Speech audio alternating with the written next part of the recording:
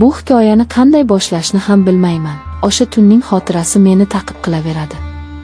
U tun mening ham baxtim, ham baxtsizligim, ham hayotim, ham o'limim bo'lgan tun. Hammasi opamning to'yida boshlangan edi. Hovlimiz odam bilan liq to'la. Qudalar, qarindoshlar, qoni qo'shnilar har kim ozcha shod, ozcha xurram. Karnay-surnay ovozi, xonandalarning goh shoh, goh mungli ashulalari bir-biriga qorishib ketardi. Men esa bu shovqin-suron ichida go'yo bir ozim edim.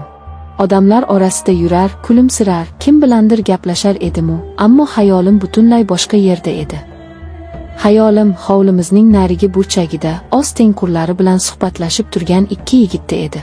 Aziz va Mansur, mening xolavachchalarim, mening ikki yuragimni birdek larzaga solgan ikki yigit. Aziz, uning nigohlari olov edi. U bilan gaplashganimda so'zlarim ham, o'zim ham adashib qolardim. Uning yonida o'zimni ojiz, ayni paytda esa butun dunyoni zabt etishga qodirdek his qilardim. Uning kulgusi ham boshqacha edi, jarangdor, dadil. Mansur esa uning aksi edi. Uning ko'zlari chuqur, sokin, ammo ichida nimalar yashiringanini hech kim bilmasdi. U kamgap edi, ammo har bir so'zi oqdek edi. Ular ikkisi bir-birini to'ldirib turadigan ikki olam edi. Meni esa bu ikki olam birdek o'ziga tortardi. Qaysi biriga talpinsam, ikkinchisidan uzoqlashayotgandek tuyulardim. Bu tuyg'u meni ich-ichimdan yemirardi. To'y avjida, odamlar davrada raqsga tushardi. Kimdir menga ham ishora qildi, lekin men boshimni chayqab hovlining chetroqiga borib turdim. Nega bir ozing turibsan? Bu ovozdan seskanib ketdim. Yonimga qachon kelib ulgurganini sezmay ham qolibman. Bu Aziz edi. Uning o'sha olovli nigohlari menga tikilib turardi. Shunchaki, charchadim dedim. Aslida esa charchamagan edim, aksincha, butun vujudimda tushunarsiz bir quvvat josh urardi. Charchadim dema, dedi u ovozini biroz pasaytirib. Sendek qiz charchamaydi.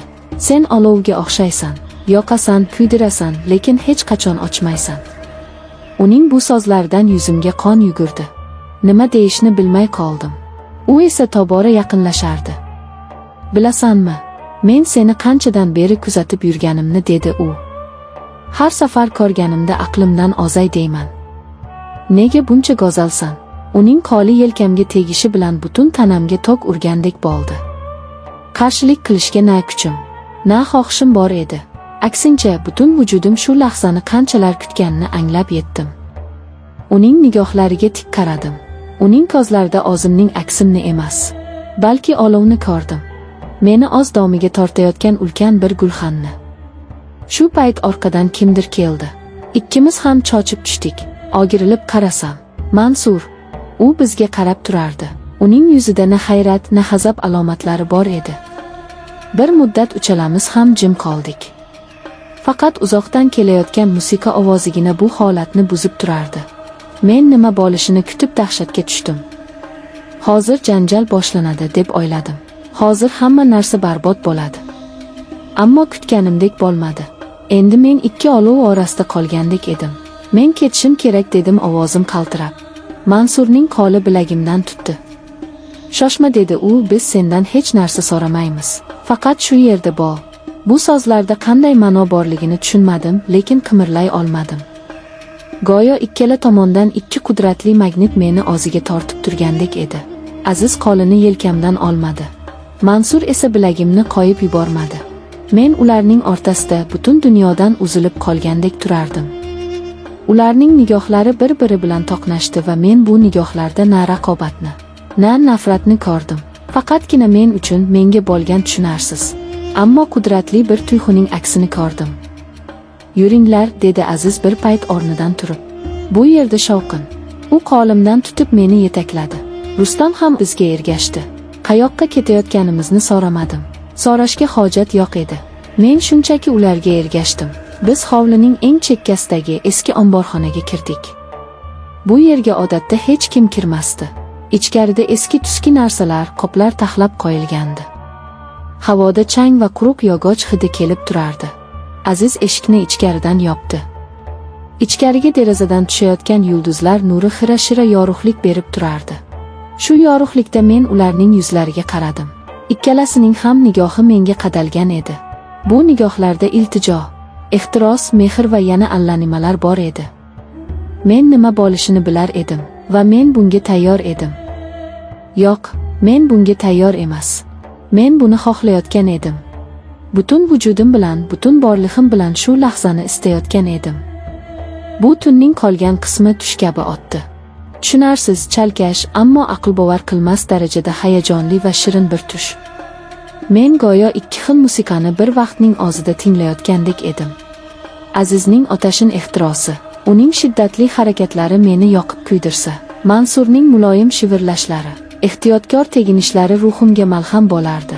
Bu ikki tuyg'u bir-biriga qorishib, meni butunlay o'ziga asir qildi.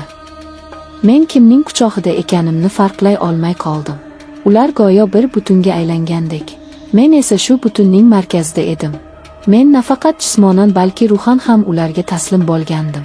Bu gunoh ekanini, bu aqldan ozish ekanini bilar edim, ammo o'sha lahzada bu dunyodagi eng yoqimli holatdek tuyulardi.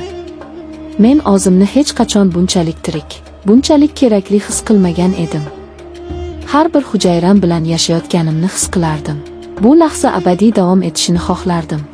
Faqat biz uchalamiz va bizni o'rab turgan bu sehrli tun. Qancha vaqt o'tganini bilmayman. Balki 1 soat, balki 2 soat. Birdan omborxona eshigi ochildi.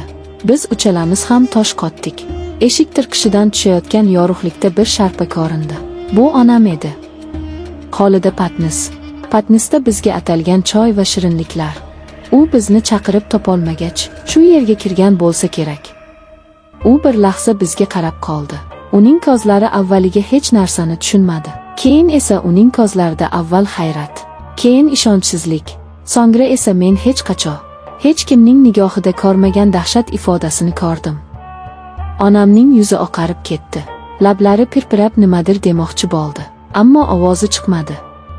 Faqat xirillagan bir tovush eshitildi. Qo'lidagi patnis yerga tushdi. Piyolalar sinib, choy hamma yoqqa sachradi. Bu ovoz o'sha tunning sehrini parchalab yubordi. Bizni hushyorlikka qaytardi. Biz qanday dahshatli ish qilib qo'yganimizni endi anglab yetgandik. Ammo eng dahshatlisi hali oldinda edi. Onam bizga qaraganicha bir qadam orqaga tisarilmoqchi bo'ldi, ammo oyoqlari o'ziga bo'ysunmadi. Uning ko'zlari katta-katta ochilib, bir nuqtaga tikilib qoldi. U qo'llari bilan ko'ksini ushladi. Yuzi ko'kara boshladi. U og'zini ochib nafas olmoqchi bo'ldi. Lekin havo yetishmayotgandek boqilardi. Va keyin u sekin-asta, jonsiz bir qo'g'irchoqdek orqaga quladi. Uning boshi yerga gurs etib urildi. Men qotib qolgandim. Nima bo'layotganini idrok eta olmasdim.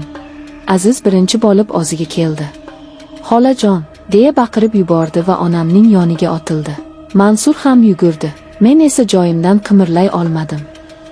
Go'yo tanam muzlab, oyoqlarim yerga yopishib qolgandek edi. Faqat onamning yerda harakatsiz yotgan tanasiga, uning ochiq qolgan va dahshat ifodasi qotib qolgan ko'zlariga tikilib turardim. Hovlidagi musiqa hamon yangrardi. Odamlar hamon o'ynab kulardi. Bir necha daqiqa oldingi baxt, ehtiros, shirin hayajonlar o'rnini sovuq bir dahshat egalladi. Men o'sha tun nafaqat o'z nomusimni, balki undan ham azizroq narsani, onamni boshiga yetgandim.